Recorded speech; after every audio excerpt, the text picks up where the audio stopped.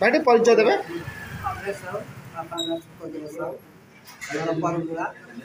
आपण केबे ठारू कैंसर रोग पीड़ित हेले 7 वर्ष है कौटी चिकित्सा होती कटक आज्ञा केबे ठारू चिकित्सा हेले वर्ष है ଏବେ କେମିତି କ'ଣ ଚଳୁଛନ୍ତି ପରିବାର ପ୍ରତିପୋଷଣ ଚଳିବା କରୁଛନ୍ତି? କଷ୍ଟ ହେଉଛି ଯେଉଁ 7,000 ମାସକୁ ପଡ଼ୁଛି କଷ୍ଟ ହେଉଛି ପିଲା ଯାହା ଚଳିପାରୁନାହାନ୍ତି ଟିକେ କଷ୍ଟ ହେଉଛି ସରକାର ସାହାଯ୍ୟ ଟିକେ ବୁଝୁଛୁ ଆଜ୍ଞା ଆପଣ ଜିଲ୍ଲାପାଳଙ୍କୁ ଭେଟିଥିଲେ ଆସିଥିଲି ଭେଟିଥିଲୁ କାଗଜପତ୍ର କିଛି ମିଳିଲାନି ଏବେ କ'ଣ ରାଜ୍ୟ ସରକାରଙ୍କ ପାଖରେ ଜିଲ୍ଲା ପ୍ରଶାସନ ପାଖରେ ଆଣିବେ ନିବେଦନ କରିବେ ଅନୁରୋଧ କରିବେ ନିବେଦନ କରୁଛି ଆଉ ସାହାଯ୍ୟ ମିଳିବ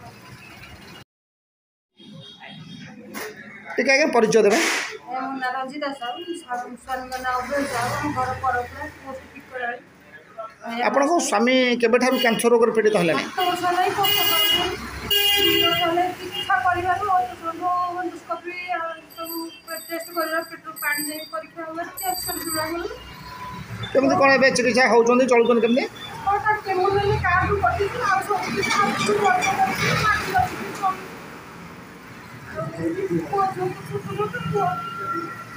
ସରକାର ସହାୟତା କିଛି ପାଇଛନ୍ତି ବିଡ଼ିଓ ଜିଲ୍ଲାପାଳ କାହାକୁ ଦେଖା କରୁଛନ୍ତି ଆସିଥିଲୁ ସେ ପଠେଇଲେ ଗୋଟେ ମ୍ୟାଡ଼ାମ କତିକି ମ୍ୟାଡ଼ାମ ସବୁ ଯାହା କାଗଜପତ୍ର ଦେଇକି ଯାହା ପଠେଇଲେ କହିଲେ ଡକ୍ଟର ଗଲେ ଚିକିତ୍ସା ଚେକଅପ୍ କଲା ପରେ କିଛି ମିଳିବ ପର୍ଯ୍ୟନ୍ତ କିଛି ମିଳିନାହିଁ ଏବେ କେମିତି କ'ଣ ପରିବାର ପ୍ରତିପୋଷଣ କରୁଛନ୍ତି ବହୁତ ହଇରାଣ ହେଉଛି କର୍ଜ ବହୁତ କଲୁଣୁ ସେମିତି ମାଗି ଯାଉଛି କିଛି ଏ କ'ଣ ସରକାରଙ୍କୁ କ'ଣ ନିବେଦନ କରିବେ ଗଭର୍ଣ୍ଣମେଣ୍ଟକୁ ଦୟାକରି କିଛି ସହାୟତା ମିଳିଲା ଶରୀର ଚିକିତ୍ସା କରିକି